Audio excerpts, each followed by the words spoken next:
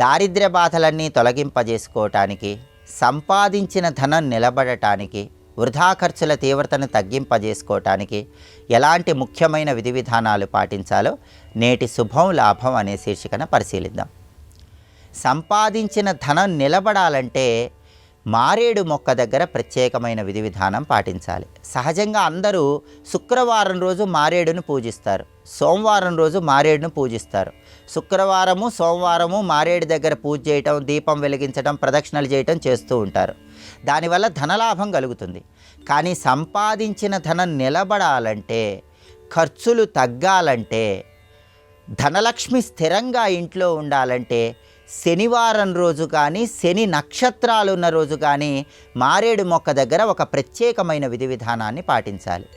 శనివారం రోజు లేదా శని నక్షత్రాలు అంటే పుష్యమి నక్షత్రం, అనురాధ నక్షత్రం, ఉత్తరాభద్ర నక్షత్రం, ఈ శని నక్షత్రాలు ఉన్న రోజు కానీ మారేడు మొక్క దగ్గరకు వెళ్ళి మారేడు మొక్క మొదట్లో నీళ్ళల్లో కొద్దిగా పాలు, కొంచెం తేనె, కొద్దిగా గంధము కలిపి ఆ నీళ్లు పోయాలి.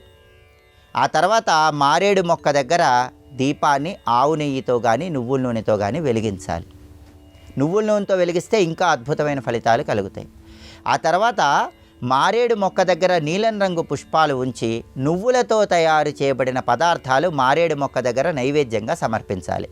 మారేడు మొక్కకు 8 ప్రదక్షిణలు చేయాలి.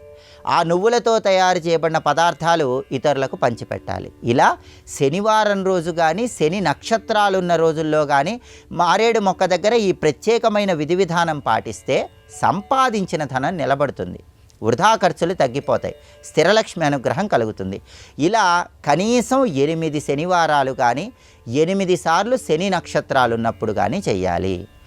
అలాగే సంపాదించిన ధనం నిలబడాలంటే ఎప్పుడైనా శివాభిషేకం చేసిన తర్వాత దగ్గరలో మీకు తుమ్మ చెట్టు కనిపిస్తే తుమ్మ చెట్టు మొదట్లో పాలు పోయండి.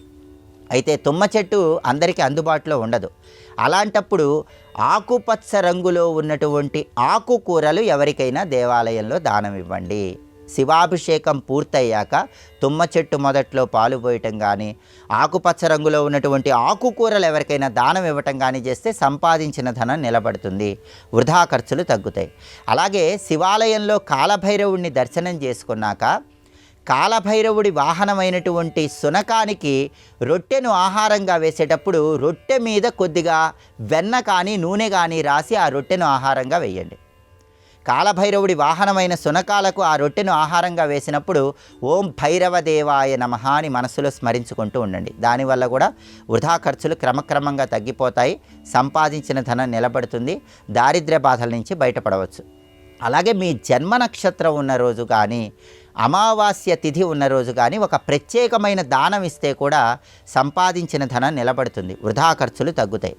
ఆ ప్రత్యేకమైన దానం ఎలా ఇవ్వాలంటే 1.25 కేజీ బియ్యం, 1.25 కేజీ పంచదార, 1.25 కేజీ వంకాయలు, 1 లీటర్ పాలు, సొరకాయ, గుమ్మడికాయ, వీటన్నిటిని ఎక్కడైనా దేవాలయంలో పూజారికి దానంగా ఇవ్వాలి. జన్మ నక్షత్రం ఉన్నప్పుడు కానీ, అమావాస్య రోజు కానీ ఈ శక్తివంతమైన దానాన్ని దేవాలయంలో పూజారికి ఇస్తే మీకున్న జాతక దోషాలు తగ్గిపోతాయి, గ్రహాల ప్రసన్నత పెరుగుతుంది, దానివల్ల సంపాదించిన ధనం నిలబడుతుంది, వృధా ఖర్చుల తీవ్రతను తగ్గింపజేసుకోవచ్చు. ప్రతిరోజు కూడా ఉదయం నిద్రలేచాక గుమ్మం ముందు, పెరటి ద్వారం వైపు 2 వైపులా కూడా ముగ్గులు వేసి అక్కడ పసుపు కుంకుమ వేసి పుష్పాలు అలంకరణ చేసుకోండి. 2 వైపులా ముగ్గు వేసి పుష్పాలు అలంకరణ చేస్తే దానివల్ల కూడా సంపాదించిన ధనం నిలబడుతుంది, స్థిరలక్ష్మి సంపూర్ణమైన అనుగ్రహం కలుగుతుంది. కాబట్టి దారిద్ర్య బాధలు తొలగింపజేసుకోవాలన్నా, సంపాదించిన ధనం నిలబడాలన్నా